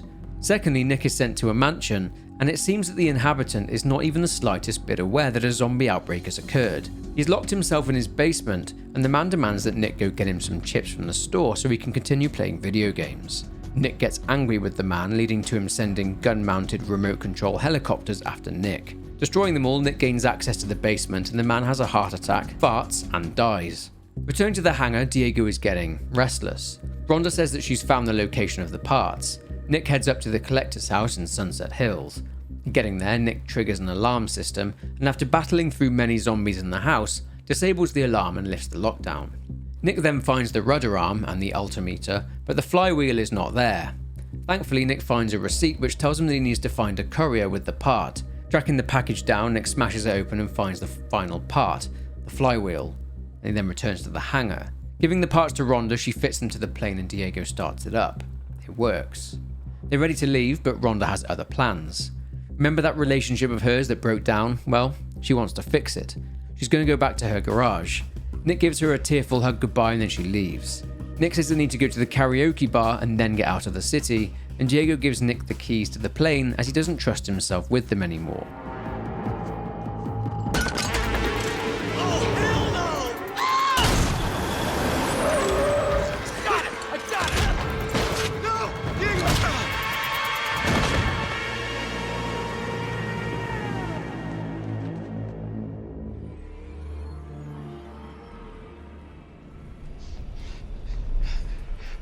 Buddy? Nick? Nick? What's going on, man? What's going on? The little orphans are awake at last. Orphans? How did she know that? What's going on? What are you doing? Hey! Oh, God! Hey! Punch him up. Punch him up. Activate the pathetic one first. We'll see if he's the right one or not. Activate! Activate what? Begin the tests immediately. Hey! Get away from him!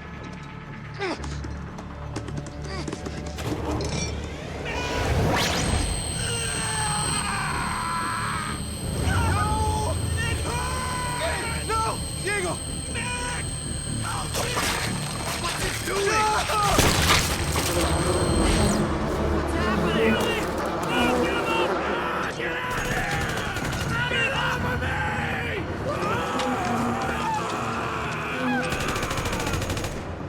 We must evacuate and isolate this room. Do not let the other one loose. He's our last chance! Get him myself if I must.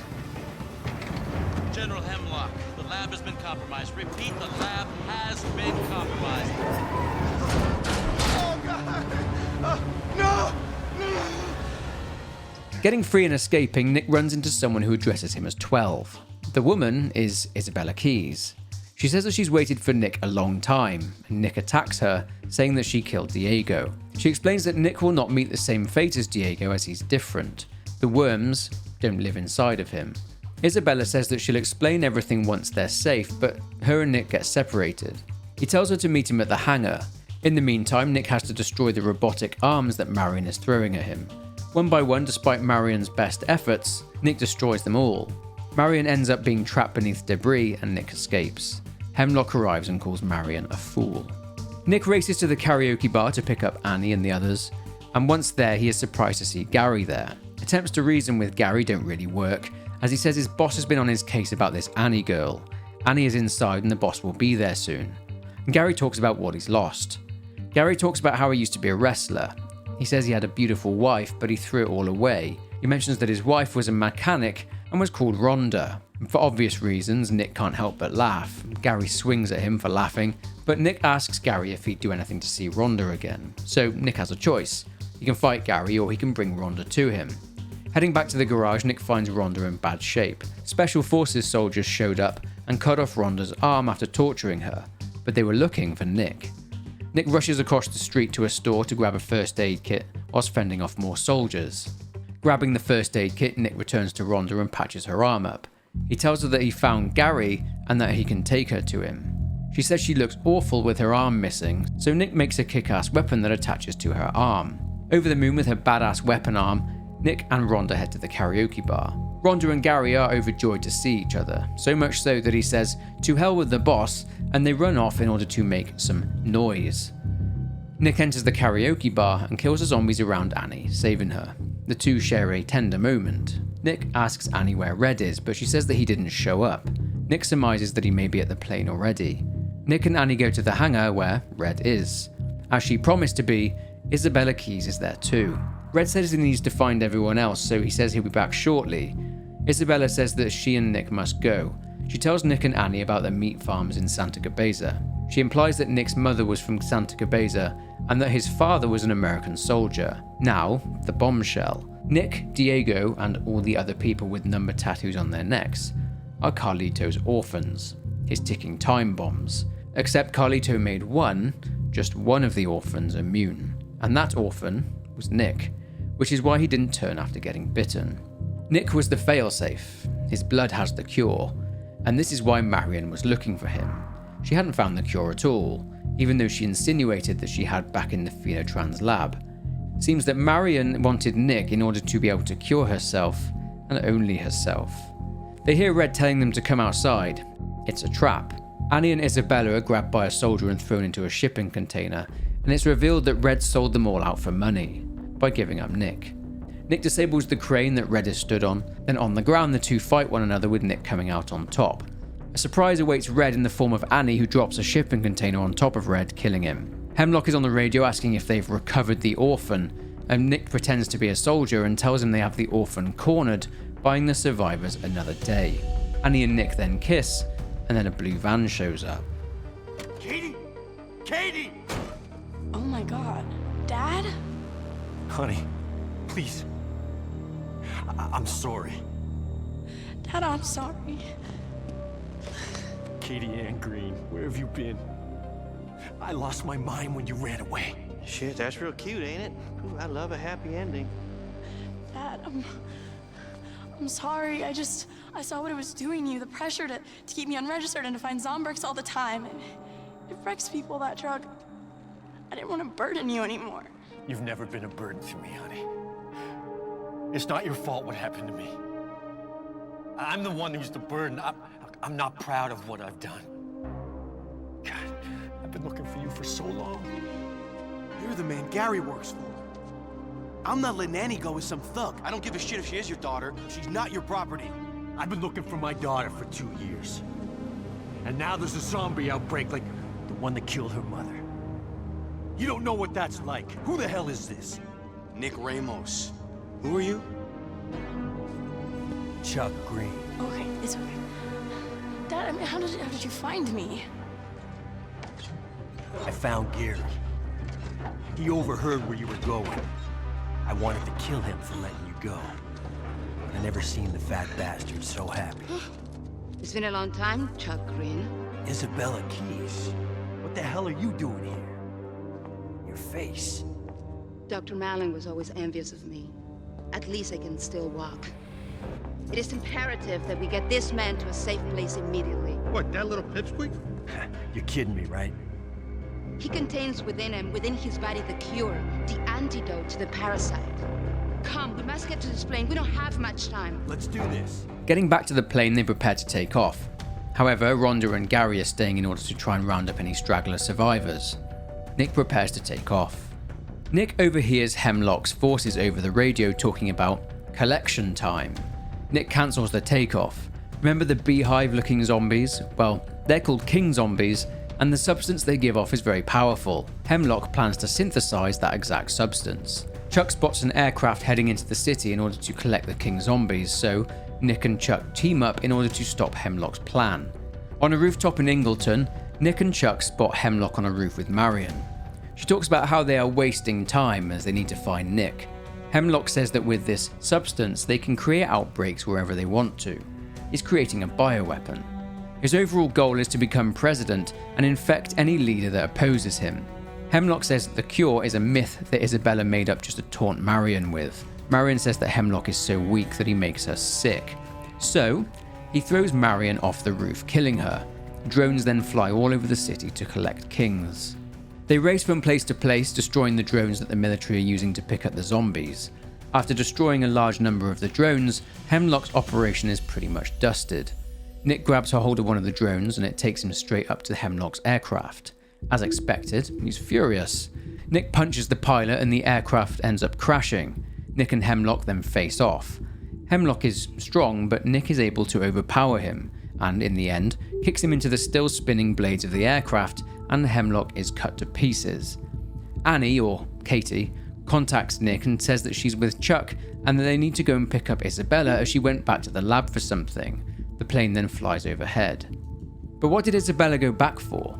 Well, she went back to delete something. A conversation between herself and Marion Malin. In that conversation, it's revealed that it was Isabella that had the idea of starting the Los Perdidos outbreak in order to find Nick. Marion was actually opposed to it. Isabella was more than happy to write off innocent lives just to find the cure. Isabella also revealed that she'd stayed working with Marion voluntarily. Her plan was that Nick would discover he's immune and would come forward as such. Isabella is obsessed with the cure so that her name can go down as having done something good rather than being linked with Carlito, who of course started the outbreak. Isabella smashes the laptop, destroying the evidence that the conversation even took place. She then leaves the lab, presumably to be picked up by Annie, Chuck and Nick, and to leave the city before it's firebombed. And this brings us to the end of Dead Rising 3, but there's one more story to tell.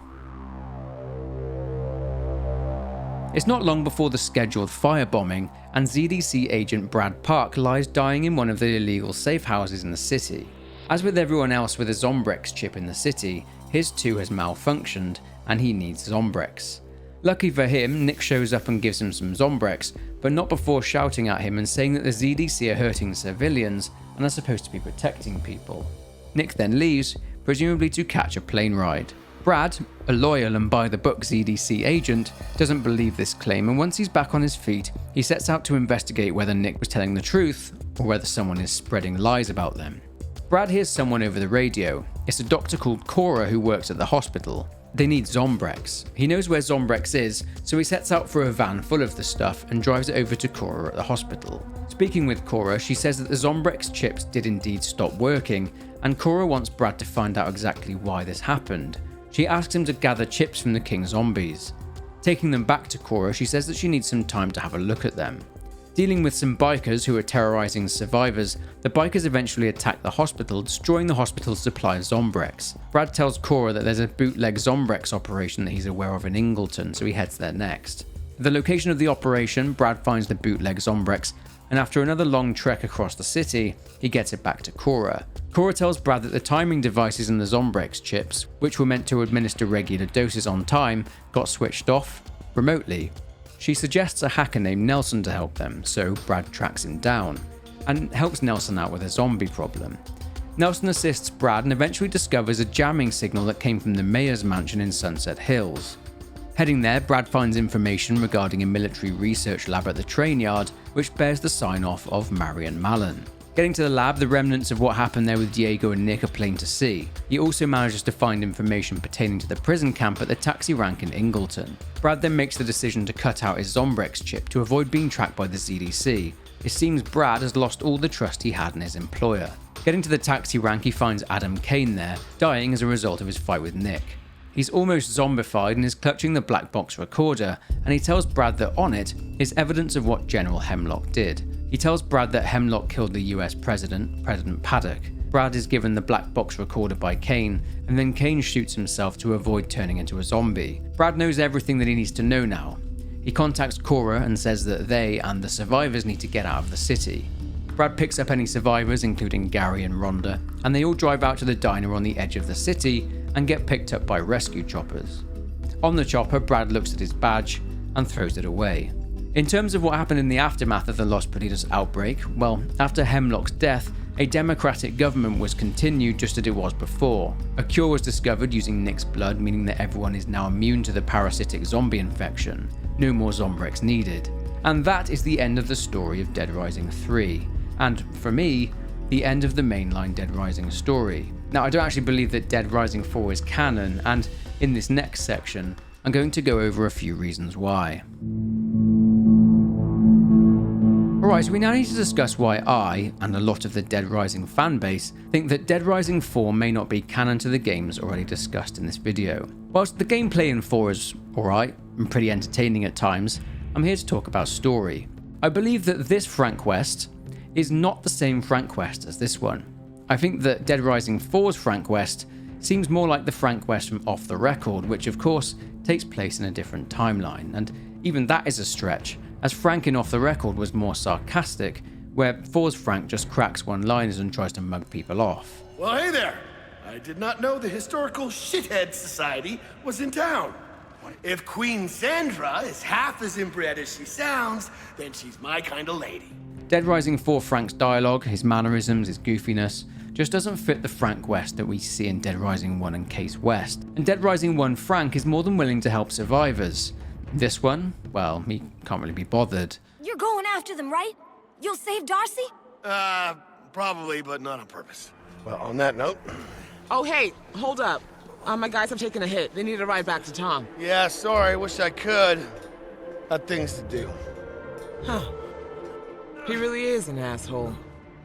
As for the story, well, in Dead Rising 1 to 3, the story was that Carlito bore a grudge against the USA for the livestock program and the cleanup operation that saw his family and the people in his village slaughtered. Then the story moved on to Phenotrans and their pulling of the strings from the Shadows and Zombrex. Then there was, although some of the fanbase choose not to count Dead Rising 3 as canon either, Nick Ramos and his being one of Carlito's orphans, and the only one that was immune, and the cure for the zombie parasite came from his blood. Frank's basically labelled as a terrorist, and then after going into hiding as Hank East, him being a suspected terrorist is never really mentioned again in the game. Oh, and Brad Park shows up, now apparently the leader of the ZDC, even after finding out what they did regarding turning off Zombrex chips, causing the Los Perdidos outbreak, learning that the government is not to be trusted, and throwing his badge away after escaping Los Perdidos. This isn't ever addressed and leads me to believe that this Brad Park is an alternate universe Brad Park. Whoever wrote the story for Dead Rising 4 tried to change some of Dr. Barnaby's story and his motives, making out that he was actually trying to research immortality whilst undertaking the livestock program, and Barnaby found out the US government wanted to weaponize the zombie parasite infection. He had a machine that could apparently cure people, which is why he wanted to leave them all so badly in Dead Rising 1. Oh, and there's a talking zombie alpha as well. It was disappointing to blast through the series and end on a sour note, especially seeing as Capcom Vancouver decided to reward fans of the franchise by locking the true ending to the game behind a paywall. Apparently though, there is a lot more real world lore as to what happened during this game's development cycle, but basically Capcom Vancouver, you fumbled one of the most beloved franchises in horror gaming, Legacy. I hope you will understand my decision to not cover Dead Rising 4 in this video. Hopefully Capcom will commission another Dead Rising game which is, 1, true to the series and especially the first game, and what made that first game such a great game for fans, and 2, made with a story that actually makes sense. But that's it for this video on what I feel is the true canon story of Dead Rising. If you enjoyed this video then please make sure you leave a like on the video and subscribe if you aren't already. But for now, take care and I will see you in the next one.